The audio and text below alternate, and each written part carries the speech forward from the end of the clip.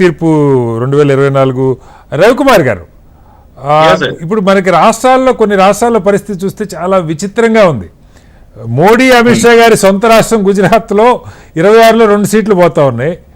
మధ్యప్రదేశ్ పెద్ద రాష్ట్రం, ఎందుకంటే అక్కడ శివరాజ్ సింగ్ చౌహాన్ గారిని కాస్త ఇబ్బందికరమైన పరిస్థితి క్రియేట్ చేశారు. ఆయన అభ్యర్థిత్వాన్ని కూడా ప్రకటించలేదు మొన్న మధ్యప్రదేశ్ ఎలక్షన్లో 2-3 దఫాల దాకా. బట్ స్టిల్ అక్కడ 29కి 29 తీసుకురాగలుగుతున్నారు. బహుశా అక్కడ కీలకమైన ముఖ్యమంత్రి ఎవరున్నా కూడా శివరాజ్ సింగ్ చౌహాన్ గారిది అక్కడ హవా. సో దీన్ని ఇప్పుడు బీజేపీలో ఈ 240 సీట్లు కూడా బీజేపీకి సొంతంగా రాని పరిస్థితుల్లో 30-35 స్థానాలు ఇప్పటికే తక్కువ కనపడతా ఉన్నాయి. నాయకత్వ చర్చ పార్టీ పరంగా ముందు ఇతర పక్షాలు అంగీకరింపజేయాలన్నా బీజేపీలో ఆర్ఎస్ఎస్ సపోర్టర్స్ కొత్తగా వచ్చి చేరిన సెక్షన్స్ చాలా ఉన్నాయి. ఏంటి ఒక నాయకత్వ సంక్షోభం తలెత్తే అవకాశం ఉందా, లేదు మోడీ గారి నాయకత్వంలోనే ఎన్డీఏగా వెళ్తుందా? సార్, బీజేపీ ఒరిజినల్ గా ఈ ఎలక్షన్ ఎలా ప్లాన్ చేసుకుందంటే మొదటి 2 ఏళ్లు ప్రైమ్ మినిస్టర్ నరేంద్ర మోడీ గారిని కంటిన్యూ చేసి తర్వాత అమిత్ షా గారు ప్రైమ్ మినిస్టర్ అవ్వాలి, ఈ టర్మ్ అవ్వకపోతే నెక్స్ట్ మళ్ళీ అధికారంలోకి మేము రాం కదా అనేది వాళ్ళ తాలూకా ఒరిజినల్ ప్లాన్. ఈ ప్లాన్ తెలిసిన తర్వాత ఆర్ఎస్ఎస్ లో ఉన్న వర్గాలు గానీ లేకపోతే బీజేపీకి సంబంధించిన ఎంపీలు గానీ అవుట్ రేటెడ్ గా దీన్ని వ్యతిరేకించడం జరిగింది. ఇదంతా ఒరిజినల్ గా బయటికి డిస్కషన్ కాదు, it's all an internal discussion. మీరు ఎక్కడైతే ఇక్కడ చెప్పారో మధ్యప్రదేశ్ లో శివరాజ్ సింగ్ చౌహాన్ గారిని పక్కన పెట్టి వేరే వ్యక్తి వచ్చిన మధ్యప్రదేశ్ లో ఏం జరిగింది? 104 స్థానాలతో బలంగా ఉన్న కాంగ్రెస్ పార్టీ అసెంబ్లీ ఎన్నికల్లో పూర్తిగా తుడిచిపట్టుకుపోయింది. కమల్నాథ్ కొడుకు కూడా బీజేపీలో జాయిన్ అయ్యే ప్రయత్నం చేశాడు ఒకనొక టైంలో. రాహుల్ గాంధీ గారు పూర్తిగా నిస్సహాయత వ్యక్తం చేసిన పరిస్థితి.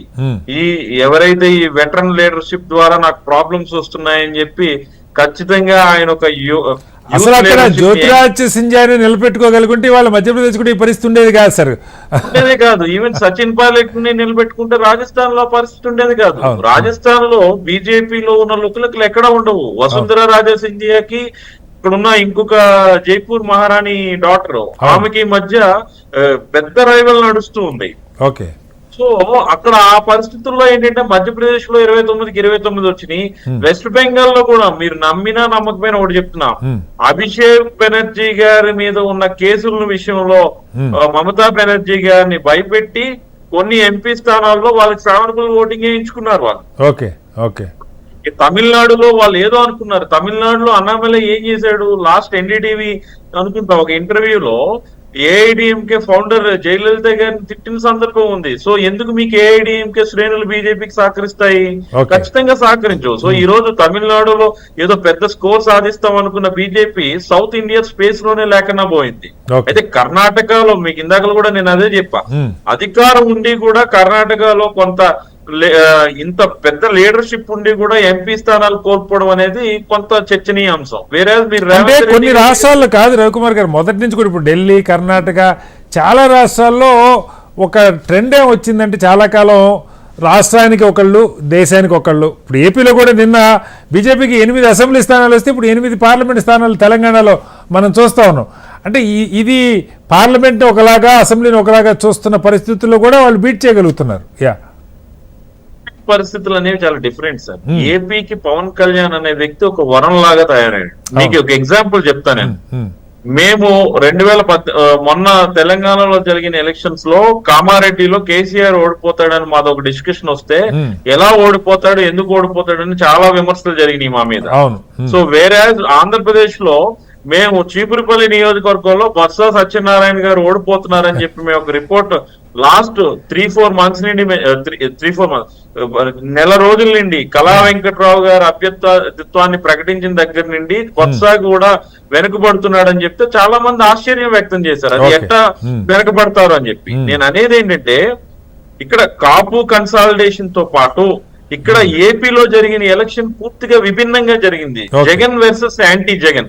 జగన్ కావాలా జగన్ వద్దా అనే దాని మీద ప్రాతిపాదికన జరిగిన ఎలక్షన్ కాబట్టి అన్ని సెక్షన్ ఆఫ్ ఓటర్స్ కూడా ఈవెన్ మీరు ఇక్కడ మన అందరం కూడా చర్చించుకోవాల్సిన ఒక ఏకైక అంశం ఏంటంటే దేశవ్యాప్తంగా వెల్ఫేర్ స్కీమ్స్ ని బేస్ చేసుకొని ఓటర్లని ప్రభావితం చేసి ఓటర్లని తన సాంప్రదాయ ఓటర్లుగా మార్చుకోవాలనుకునే ప్రతి రాజకీయ పార్టీకి కూడా ఇది ఒక పెద్ద లెసన్. ఆంధ్రప్రదేశ్ ఎలక్షన్ మన తెలంగాణలో కూడా మనం చూసాం.